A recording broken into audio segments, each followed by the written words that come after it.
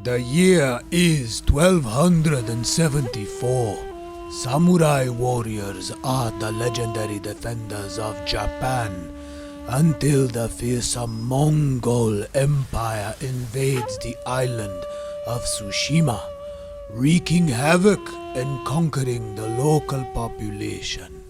As one of the last surviving samurai, you rise from the ashes to fight back. But honorable tactics won't lead you to victory. You must move beyond your samurai traditions to forge a new way of fighting, the way of the ghost, as you wage an unconventional war for the freedom of Japan.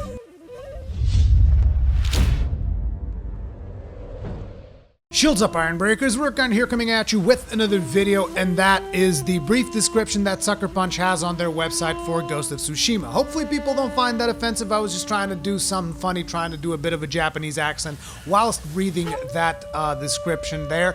But anyway, I wanted to do a video dedicated around Ghost of Tsushima because I've been pretty hyped about this title ever since we saw the first gameplay reveal, not even gameplay reveal, the first teaser trailer on Paris Games Week. And naturally, the gameplay reveal that we had during the Sony press conference just completely blew me away. I'm super psyched to play this game. I don't know about you guys, and I know maybe some of you guys wonder, okay, so what studio is this? Like, what have they done before? Sucker Punch are the ones behind games like Sly Cooper, as well as the Infamous series, and I'm sure that there's more stuff that they're worked on, but for the purpose of this video, I'm going to be focusing a little bit more on their Infamous titles, because that is kind of like the most recent work, as well as what I find to be a little bit more of relevance to some of the commentary that I will be doing in regards to Ghost of Tsushima. Let's get started. What is Ghost of Tsushima? Well, by their own description, it is an action stealth open world samurai game. And I want to start this video by talking about just that, the world. We're going to be addressing all of the gameplay stuff that was shown at the PlayStation press conference, and whether you look at the very beginning of that gameplay section or you look at the very end of that gameplay session, you cannot deny that throughout that whole presentation, the world looks beautiful. Like, I think one of the main reasons why it looks so good is the rich, vibrant palette of colors they used to bring that world into existence. There's just vibrant colors everywhere as you are playing the game. And I know some people are probably like, oh, maybe it would look better if it had a more realistic look. And it's like, no. Vibrant colors really bring that game to life, in my opinion, whilst keeping a little bit of a more gritty look whenever you are close to mud or in darker sections. It manages to really bring that contrast that I really like whenever there's like the sunset scene or there's the red leaf spread throughout the world. It just looks amazing. Now, they've said throughout some of the videos that they've put out and whatnot that the world itself is a character. And that is a very important thing, because another thing that they've stated in an interview is that there are no waypoints. You guys know what this reminds me of? It reminds me a little bit of Breath of the Wild. And why is that? Because in Breath of the Wild, you didn't really go out with the objective of like, okay, I have this checklist, let's do this thing, then do that thing. Usually in Breath of the Wild, the way that things worked is you would go out and then you would just like, oh, I see something interesting over there, I want to go over there and explore, right? And that is the same thing that these guys are trying to do for Ghost of Tsushima. They were talking about bamboo forest. So like, oh, you're going to see this bamboo forest off in the distance, and you're going to be like, oh, that looks interesting. I want to go over there, and I want to go explore it. And he specifically said there are no waypoints, which makes me really hopeful for exploration in this game. Because, I mean, just looking at the world, it just seems like the kind of world I want to immerse myself in, take my time, just explore this beautiful island of Tsushima that you guys rendered, and it just looks amazing. Okay, maybe I'm overhyping it, maybe I'm overhyped for this game, but it looks really good. What else can I say? I don't think anyone can deny that fact. And the fact that they are saying that they're not going to put waypoints into the world, I mean, I'm assuming they're going to find some way to guide your character along. I actually think that one of the main things that is going to be like a constant element that will be shown throughout the game is those red leaves. Like you see at the very start of the gameplay scene, your character is going to pick up a red leaf, and this is mentioned extensively in their PlayStation blog post, how he's talking about, okay, there's this red leaf leaf and it's like an idea and we keep following these red leaves around. I think that's going to be like a subtle way of kind of indicating where you have to move. How it's going to end up in the final version of the game, I still don't know, but we definitely saw a lot of red leaves later down in this game. So that was awesome. Now, I've seen a couple of people concerned about the camera angles that were shown throughout this gameplay. I'm pretty sure that they forced the camera a little bit into more cinematic positions just for the purpose of showcasing the game to people.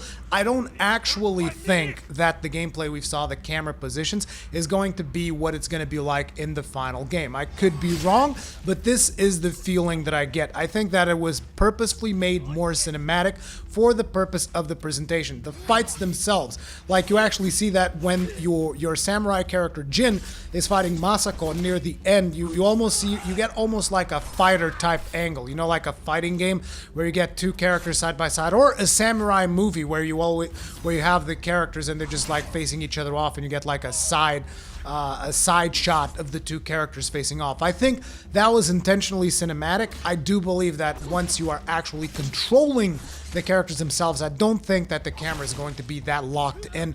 I think it's going to be more what you've come to expect from standard third-person action games. Having said that, the animations look amazing. Okay, the animations in this game look really good. I've seen some people say that, oh, the combat looks kind of wonky, and I'm like, I'm not sure which presentation you watched. The combat looks really good, and that game's coming out in like 2019. The final polish on animations is just that, is what they're going to be doing at the end. If it already looks this good now, I can't wait to see when it's going to look if it gets polished up even further, okay? Like, I know I'm hyped up, so take everything I say with a grain of salt, but the animations look good. Let's talk a little bit about the combat. The combat seems to show quite a bit of potential because unlike the usual hack and slash games that we tend to see a whole lot, it doesn't seem on this game like you're going to be slashing away at an enemy until you get rid of his imaginary health bar. Maybe that will be the case, but to me, it seemed like most of the moves that your character was doing were moves that were made with the intent to instantly kill. As a matter of fact, I think that in one of the initial fights, one of the characters pretty much dies in one hit. Now, however you're able to do that, maybe you kind of, I don't know what the mechanics are behind it. Like, I really want to speculate, but at the same time, I think that this might actually be different than a lot of the things that we are used to. I think there's definitely going to be some kind of parry system going on, because you can see a lot of the times your character going to like slow-mo as he dodges an attack or does something a little bit more special. So the action is looking good.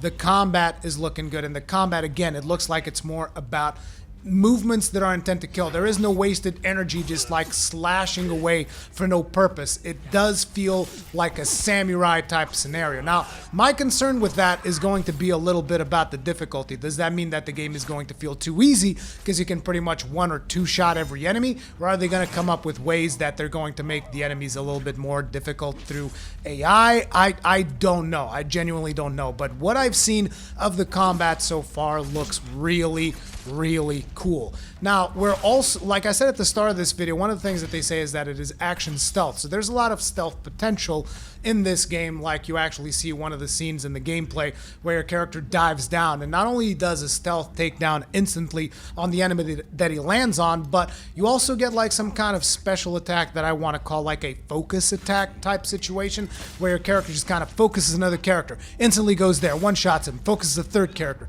instantly goes there, one-shots him.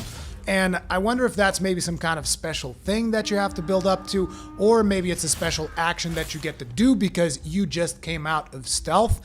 And either way, the stealth gameplay tells us something very important. Now, for those of you that don't know, samurai were pretty much honorable fighters. They would try to face their enemies like one-on-one, face-to-face, no real stealth techniques. The other Japanese warriors that would like employ these kind of techniques are the ninjas. Now, naturally, everyone is talking about this game, they're all talking about samurai. But if you look at the Paris Games Week trailer, you will notice that at one point in that trailer, you will see our character Jin dressed up in full black armor. Now, what is the purpose of black armor? Black armor is for stealth, for attacking in the dead of night. Who does that? Not samurais, ninjas. And they're also talking about the art of the ghost, even in the description that I read early, and they've mentioned multiple times that your character is going to be mastering the art of the ghost. What does a ghost do? A ghost is invisible. A ghost strikes from the shadows. That's at least the way that I look at it. So this is going to be a very interesting thing because your character is a samurai. Samurai come from like the noble classes of Japan and so on and so forth. They're honorable fighters. But in order to actually win in this war, it seems like your character is going to have to dip into the ninja side of things. Ninjas, they were mercenaries. They would work for coin and whatnot. But your character appears to be more honorable. But in order to win, he's going to be forced to adopt a more dirty fighting style, so to speak, a more ninja-like fighting style, which is something that he employs already. They've stated this, that in some of the gameplay, some of the moves that you see him do, they are not samurai moves. They're more like ninja moves. I'm going to, again, go back to that whole stealth attack where he just jumps in, stabs dude in the face, and then switches focus, stabs another dude in the face, switches focus, stabs a third dude in, was it face, chest? I don't remember at this point, but it's like, again, so it seems like there's going to be some kind of a struggle with your character, and he's going to go from being like goody, honorable samurai to a guy who is basically going to do whatever he has to do in order to get shit done. And the potential for that particular story, the conflict that you can see in that character, hopefully, at this point I'm like fantasizing about it, but the potential for seeing what it is going to be like to be this samurai that kind of has to fall to use dirtier tactics, and the conflict that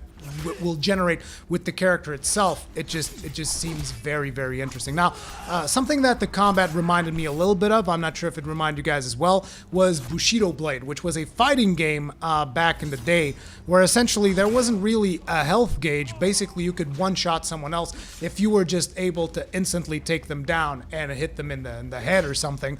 You would be able to one-shot people.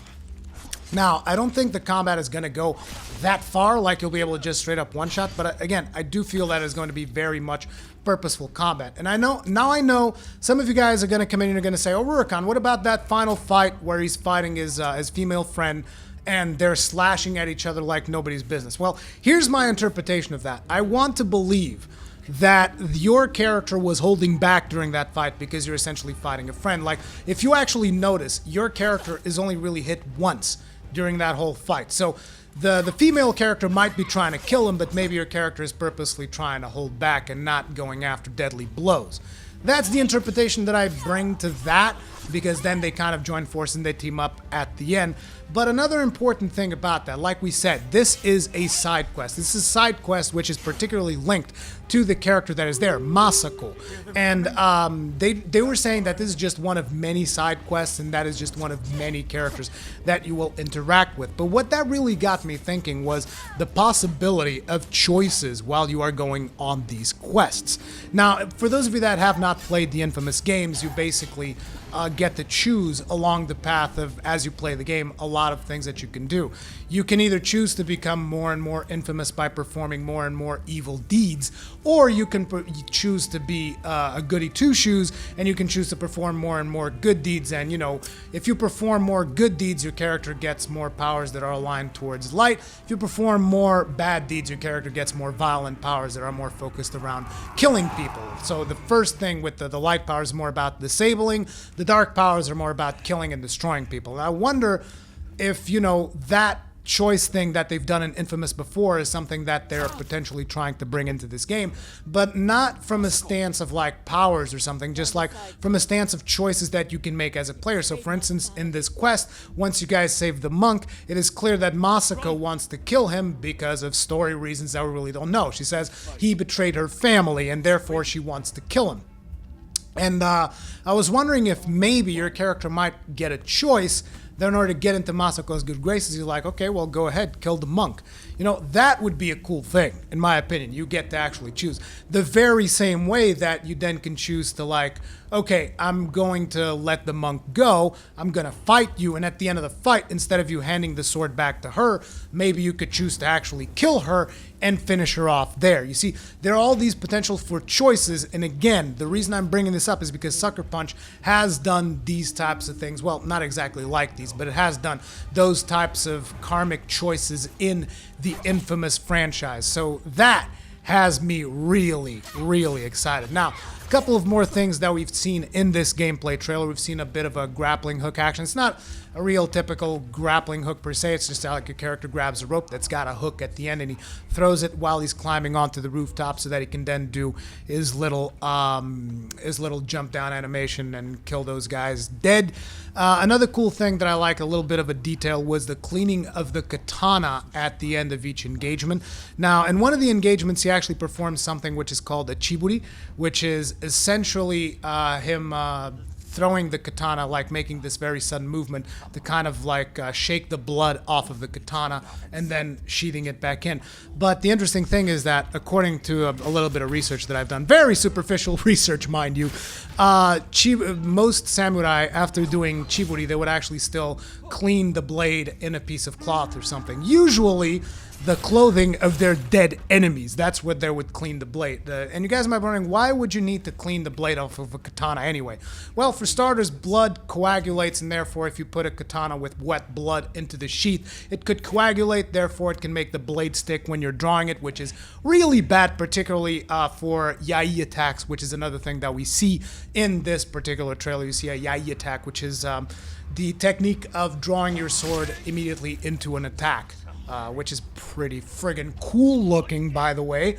But anyway, as I was saying, after performing chiburi, usually they would clean the thing. So you don't want to have blood in your katana because not only the blade can stick when you're getting it off of the sheath, but also because blood will actually corrode the metal in the blade, therefore making it rust more easily. And that's one of the reasons why they clean the katanas. At least that's what my very quick and superficial research did, because you know that it's cool for them to like shake off the blood off of a katana, but not only it is cool, there's also a reasoning behind it, which basically Sucker Punch has actually done quite a bit of research into this. They actually had their developers go to the island of Tsushima to get inspiration in order to create this beautiful rendition of the island, which is pretty friggin' cool. Now, another thing that I really like is the beautiful cinematography that they've shown throughout the whole gameplay presentation. Like, it looked very much almost like a samurai movie, your very own samurai fantasy, so to speak. Even though, like I said, I don't believe that in the final version of the game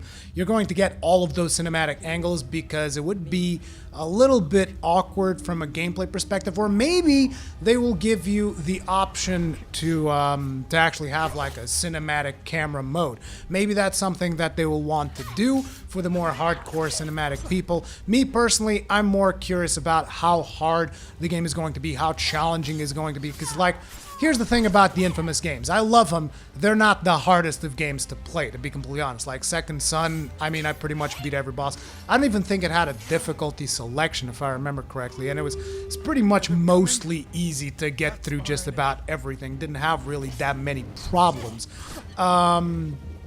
But still, you guys know me, I like a challenge because I got used to challenge from Souls and whatnot. But I don't really want to bring Souls into this. I want them to just like do their own thing. I want to see what their vision is. I just hope it is challenging. And I'm very curious to see what other characters you can interact with, what other choices you can potentially have for the final version of the game. I mean, I'm just hyped as all hell. But as per usual, guys, the usual disclaimer that I'd like to do on all of my videos where I'm super excited about a video game. Guys, you can be hyped. Being hyped, in my opinion, is actually pretty healthy, so long as you don't immediately throw money at the screen.